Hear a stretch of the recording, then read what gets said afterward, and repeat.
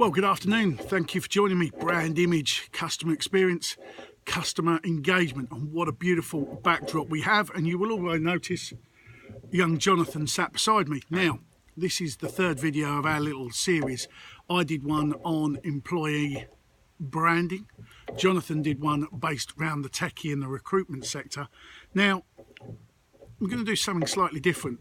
What was the last line you finished your video on? So the last video I did, I asked a question and I said, do you know what your employees are saying about you when they're going off to conferences, training, meetups? So that's where we're going to start this video. As for me, and we've had quite a little bit of discussion while we've been enjoying the view behind us about, for me, it's a little bit cultural. And Jonathan's been explaining that culture is organic. It's how the business and how the team grow. And you know how much I think about the team working together, working as one unit for a desired outcome. Now, that tends to work in my industries, the transport industry, the motor trade and the sports industry. We tend to work as teams, and we tend to have set, this is what the business is, this is what the business does, and we kind of get a little bit of a mismatch, but it's not too bad. Now, just speaking to Jonathan, hence why the video is up here and it's going to be raw, Jonathan talks about the perceived benefits, the hard benefits and the soft benefits, and how they kind of work together. And it comes back for me, and which is why we're going to ask the question to Jonathan, is that when you're going out singing the praises of the business, you want the whole team on the same song sheet. Now, as Jonathan's going to mention, hopefully, there's a lot more meetups, there's a lot more conferences, there's a lot more, I suppose, social gatherings that your techie guys tend to do. Yeah.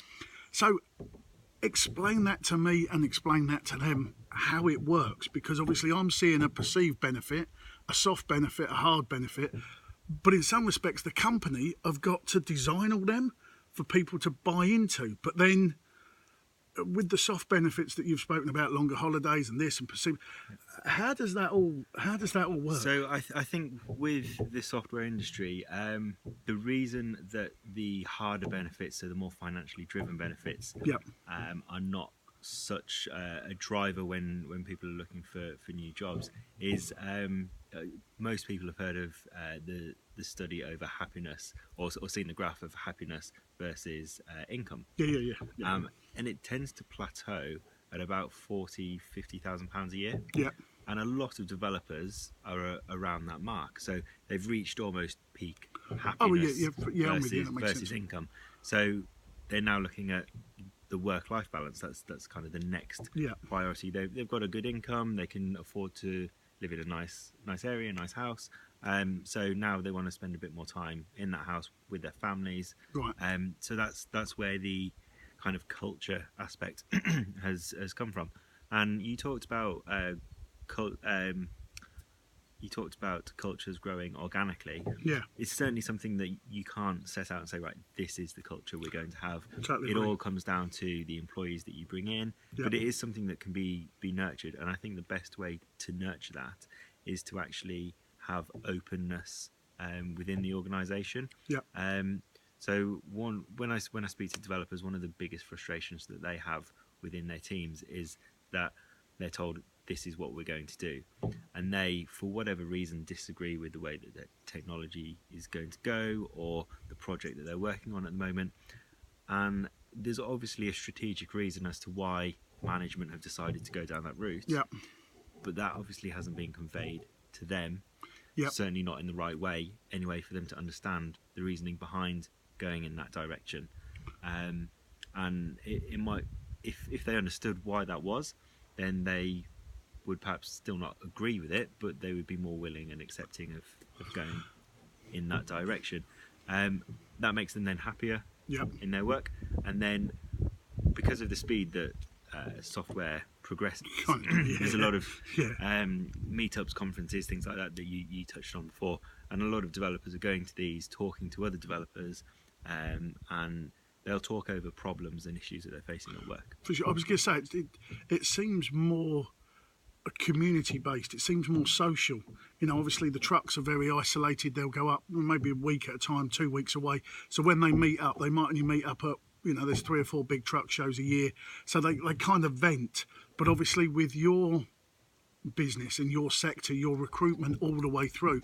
And I keep hinting back to the recruitment because, and I've heard you talk, and obviously you spoke in your last video about doing a recruitment drive, a recruitment, I call it a night for my language. But in that room, you've not just got potential employees, you've got potential customers, you've got potential competitors that are finding out about how good your business is. And we're talking about the branding side in some respects, but we're now finding that the branding goes across the business. It's just how the business looks, how the business feels. Well, that's kind of my bit. But then obviously for you, that's taking it right back to the recruitment process of going, if the business say the right thing and do the right thing, and the customers are happy with them, they're going to be singing your praises. Business do the right thing and say the right thing, the employees are going to be happy, they're going to do the right thing. So it's very much, but like the bit I'm struggling to get my head around, we might have 3 or 4 truck shows a year. You're having meetups, I won't say daily, but virtually monthly meetings where they're going out. So from the recruitment process through is, in some respects, quite a short process. So how do you, I take it it's a managed kind of perception that we're all going to sing off the same song sheet? Yeah, so you touched on a few things there, but we'll start with everybody singing from the same hymn sheet. And that's why, for me, it's so important for HR, specifically the recruitment function, usually sits within HR. Yeah, for sure. To work so closely with marketing and sales. Yeah, I can see that. What the two functions are doing is very similar, just to different audiences. And I've said this before. Yeah. You've got sales and marketing focusing on your customers. Yep. And you've got recruitment focusing on potential employees. Yep. But if you were to call them customers, it's still doing the same thing. The same message, yeah. The same message has to be working across both. And because a lot of software companies aren't household names, they are able to have 2 different identities, which can sometimes be good, can sometimes have its disadvantages. Different. Yeah, okay. Get that. But then some companies that are household names, Google, I suppose. Yeah, Google's probably the big one. Google, everybody knows Google, everybody knows what they do, or they think they know what exactly. Google Perceived perception, yeah. In actual fact, Google, many fingers in many pies. Yeah, for sure. But everybody's heard of Google, and there's already that gravitation towards that company because people have heard of them. Yeah, makes sense.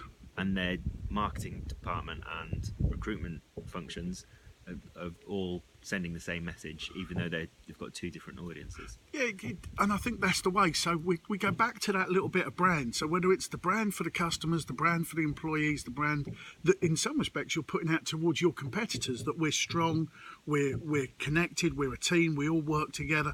It's a strong brand, a strong identity, and we're seen as doing the right thing. Now we're just going to touch quickly just before the video ends. Now, there's not so much with my sector. It's a very quick one. We've got a job application, mechanic, trucker driver, receptionist, salesman. It's quite easy. You get CV, you fill it. Yours are more event driven, getting people in and getting to be there. Now I know you're going to go on hopefully and do a video on, and now let me get this right because I always get it wrong. It's the recruitment process. Yeah. Then there's the So the first one is employer branding. Yep.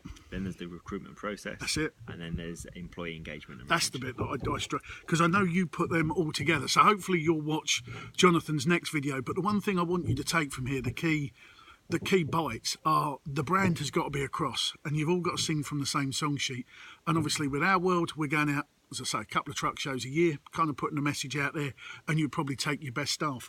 With your industry, monthly meetings, virtually all your staff, I suppose, in some respects, are going out, singing your praises, the soft benefits, the hard benefits, the perceived benefits. I'll let you talk about your video on that. Yeah. So in closing, I think the brand has got to be fairly strong from, and it's kind of led from the front and led from, they all build up. Everybody's got to sing from the same song sheet. Yeah. That we agree in my industry. And I think you'll agree. One thing I just wanted to pick up on that you touched on before was I've run several events, recruitment events. Yes, yeah. Branded as not recruitment events, but that was the core purpose. And a couple of times clients have come back and said it wasn't, we had a good audience there, but there were a few people there that weren't our right demographic that we were trying to attract. And for me, it doesn't matter. If you've got people there, you never know who you're talking to. You never know who they know. And you and I know that from networking for business. but it's the same thing. You might have somebody there who's a dentist, for example, and you're talking to them about software, but their brother, their sister, anybody, one of their friends could be a software developer that could be interested in a role with your organisation. So you have to remember, although that person that you're talking to at the time might not be the right audience for you, you never know for sure who their connections are. And my little saying for that, it's not the person in front of you, it's the person's phone book that you're trying to get entry into. And if they build up a trust and respect and they also buy into the business, they're going to open the phone book and give you the details. 6 degrees of separation. We love that, and that's what we're going to carry on. But obviously we're going to enjoy the view behind us, carry on with afternoon coffee. So you look forward to Jonathan's next video, where you're going to talk about the recruitment process, I suppose, is what you do. And I'll come up with something weird and wonderful like I always do. So chat soon and enjoy your afternoon.